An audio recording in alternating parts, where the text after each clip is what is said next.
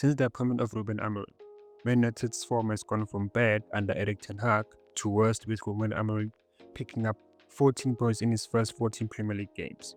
But since that loss at Spurs, United have yet to lose a game, winning 2 out of 4 Premier League games, qualifying for the last 8 of the Europa League, and only getting knocked out of the FA Cup through penalties by Fulham. And in these last 7 games, we've seen a lot of tactical improvements, from their out of possession setup, in possession, things they can improve on, and a standout player.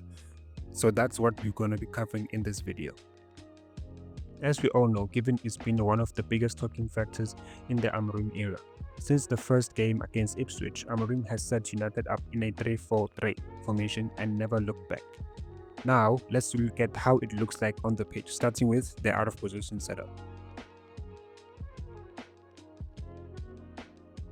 United set up in a 3-4-1-2, as we saw against Arsenal and Real Sociedad. In this shape, the striker usually sits on the defensive midfielder, with the 2 inside forward pressing the centre backs. The 4 across midfield look to back up the press but hold half position, so that if the opposition play short, they can jump to press, but if the opposition play long, they can help win the second balls. Against a 4-2-3-1, mainly 2 defensive midfielders, United adopt the 4-4-2 out of position shape, with 1 inside forward dropping deep into midfield, forming the 4 across midfield with 1 wing back, and the other wing back staying in a defensive line, as we saw against Everton, with Bruno Fernandes and Diego Dalot forming the midfield 4, with a front 2 ahead of them. When defending in the middle, United do adapt their approach depending on the position, but most of the time, United set up in a 5-2-3 mid-block, looking to block passing lanes and give time on the ball for the opposition centre backs. At times, United will look to press, usually in this lopsided 4-3-3 shape, with the left wing back Pratik Dogu pushing high to form a midfield 3, with a front 3 pressing the centre backs. This shape usually leaves opposition left back free, as the right wing back is deep.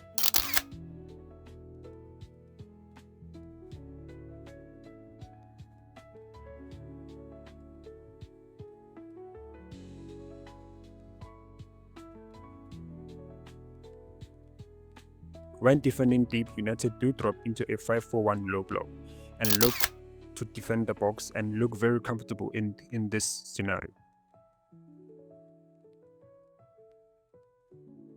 In possession, from goal kicks, United look to play out of the back and set up in a 4-2 build-up shape. How they achieve this is quite interesting, as their usual shape is a back 3. They achieve this by inverting the central centre back into midfield to form a midfield 2, with the wide centre backs and the wing backs dropping to form a back 4. In midfield, one of the centre midfielders, usually Bruno Fernandes, moves high to form a front 4, creating a 4-2-4 build-up shape. When United are in such a position, recently we have seen them adapt a 3-1-5-1 shape, as we saw against Real Sociedad. How they do this? They push their wing backs high, and one centre midfielder, again Bruno Fernandes, moves high into the 10 position, with either side of him are the inside forward, which forms the 5 across behind the striker. In this shape, a lot of responsibilities is put on the centre backs to progress the ball forward into their attacking players, which is a problem given United really don't have progressive centre back apart from Lisandro Martinez, as we can see from the FPDF profiles. In the final third, although I haven't seen a consistent pattern of play when United are creating chances, they do look to play the ball wide into a wingbacks for them to cross the ball into the box, but the quality of the crosses definitely need to improve. Another form of chance creation by United is balls into the channels for either Højlund or a midfield run from deep to run onto, which is how they create most of their goals. Now let's take a look at things Ruben Amorim can improve in the short term.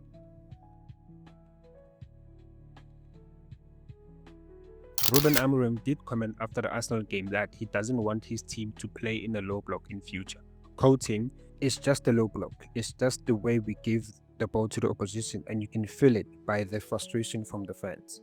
And that's a fair comment from Amorim, as that's not how top teams approach big games. Another issue, in my opinion, in Amorim's tactic is their build-up. Not necessarily the structure, but the profiles of players in certain positions, mostly the inverting of the centre back into midfield. The problem with this is In their 4-2 build-up shape, United end up having a centre-back and a less technical ball-winning midfielder as their two midfielders part of the build-up shape, which mostly sees United unable to progress the ball through the middle, instead opting to play wide or over the press.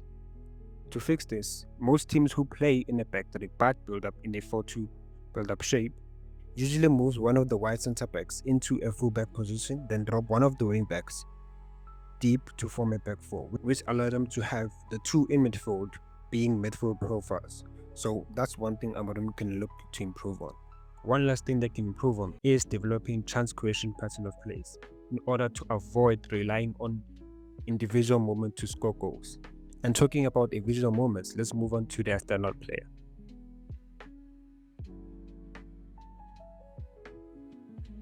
We can't talk about Manchester United without talking about Bruno Fernandes. As in this one, Bruno has been involved in 10 goals, scoring 7 and assisting 3.